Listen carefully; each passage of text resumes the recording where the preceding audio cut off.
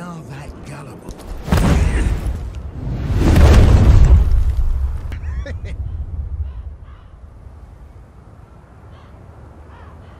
Bye now. Take care. Last time we talked about villains we secretly love, but today no chaos, no world-ending threats, just 5 video game characters who instantly make us smile. The ones who brighten the screen, warm our hearts, and somehow make everything feel a bit lighter, even for a moment. Number 5. Patches from Elden Ring, and we can say all From Software games. Yes, Patches. The man who kicks you off cliffs. The man who locks you in rooms. The man who absolutely cannot be trusted. And yet, every single time he shows up, we smile. Patches is one of From Software's longest running characters, but in Elden Ring he feels especially hilarious because the lands between are bleak, oppressive, heavy with tragedy and decay. And then there's this guy. He doesn't pretend to be noble. He doesn't posture like a tragic anti-hero. He's selfish, cowardly, opportunistic, and honest about it. When he ambushes you early and then immediately begs for mercy the second he starts losing, that moment is comedy gold. In a game where most NPCs speak in cryptic prophecies and sorrowful monologues, Patches just goes, alright, I give up. He's grounded, human, pity. And that contrast is exactly why he works. In a world filled with fallen demigods, divine curses, and apocalyptic flame, so to speak, Patches feels like a guy who just wants to survive. That's it, just like us. Preferably with your stuff in his inventory. He doesn't carry cosmic trauma. He carries schemes. And every time he appears, you're not thinking, oh no, you're thinking, what is he going to try this time? He adds levity to one of the darkest fantasy worlds ever made, and in a game that constantly tests your patience and sanity, that levity matters. That's it.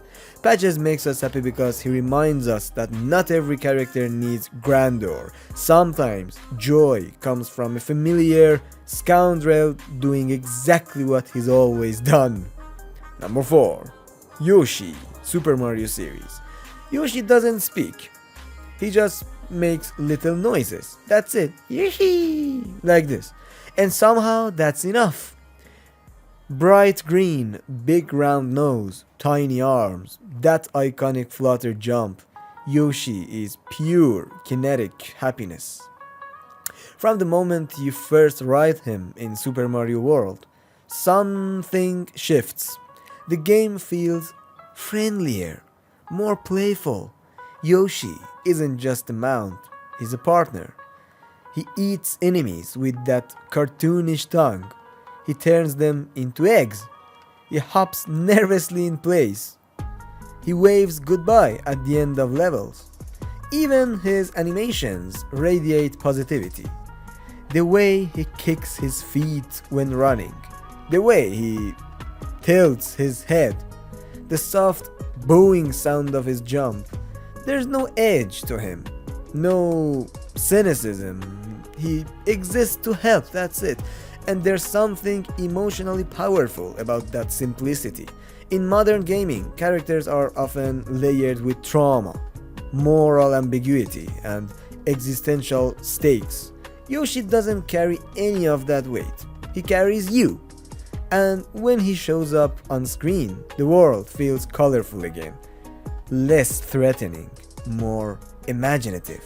Yoshi reminds us of childhood platforming, of simpler times when the goal was just to reach the flag and hear that victory jingle. That's it. Sometimes happiness isn't complexity. Sometimes it's a green dinosaur making cheerful noises. Number 3. Claptrap, Borderlands series. Claptrap is annoying, to be obvious. Objectively, he's loud, overconfident, incompetent, dramatic, frequently useless, and yet he's impossible not to smile at. Claptrap's happiness is chaotic, it's desperate, it's almost tragic in how hard he tries to be important. He introduces himself like he's the hero of this story. He dances when he shouldn't, yeah. He celebrates tiny victories like they're galactic triumphs. And the world constantly shuts him down. That contrast is what makes him very good and makes him really energetic and gives us a good vibe. He wants to matter. He wants to be cool. He wants to be included. And even when everyone rolls their eyes at him, he keeps going. His optimism borders on delusion, but it's resilient. In a franchise filled with violence, sarcasm, and moral decay, Claptrap is comic relief that feels, how should I say it, strangely wholesome. Because beneath the noise, there's sincerity.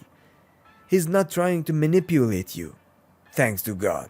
He just wants a high five. High five, boom. And maybe that's why no matter how many times he screams into your headset, you still smile when he rolls onto the screen. And we come to number 2, which is nothing but Pikachu. Pokémon series. Pikachu. Pikachu is global joy in electric form. Small, yellow, bright red cheeks, that lightning bold tail. It's one of the most recognizable silhouettes in entertainment history. And for good reason. Pikachu doesn't just battle, it reacts, it emotes, it squeaks, it celebrates everything. When it runs behind you in modern Pokémon games, when it hops excitedly after winning a fight, when it leans into its trainer with trust, that bond is pure. Pikachu represents companionship. Not dominance, not conquest, just connection. And visually, everything about Pikachu is designed for comfort. Soft edges, rounded features, expressive eyes, warm color palette. Even its cry feels friendly. There's a reason it became the mascot, so to speak, because Pikachu feels safe. In a world where gaming can be competitive and intense, Pikachu reminds us why we started playing in the first place. To connect, yeah, to explore, to have fun, to just pass some time, to have fun. You see Pikachu, you smile, it's almost automatic. And we come to number 1, Dogmeat, Fallout series.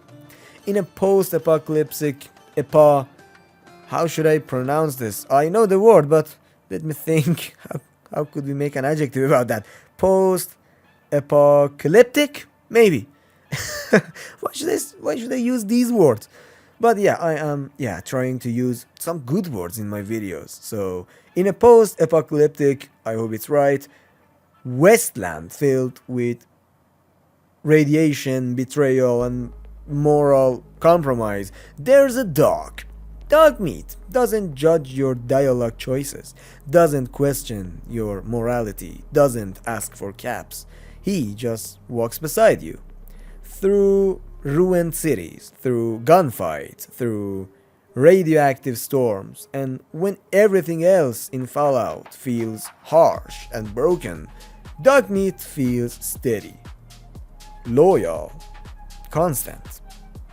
There's something deeply emotional about a companion who doesn't need backstory exposition to matter. Dogmeat's presence alone changes the tone of the world. You're not wandering alone anymore. You have a friend. He finds supplies. He growls at danger. He waits patiently. He looks up at you with that quiet animation loop that feels almost too real. In a franchise built on bleakness, Dogmeat is warms, that's it, just like Patches in Elden Ring. He doesn't crack jokes like Claptrap, he doesn't bounce like Yoshi, and he doesn't scheme like Patches. He simply stays, that's it. And sometimes happiness isn't loud, sometimes it's just knowing someone's walking beside you. That's it. Last time we talked about what? Yeah, villains we secretly love. This time, it was pure comfort. If you wanna see the darker side of charisma, watch that villains countdown next. And if this video made you smile, hit subscribe. More deep gaming breakdowns are coming. I have 200 more ideas for you. So subscribe not to miss anything. I really thank you for staying with me through the end of the video. Take care and farewell.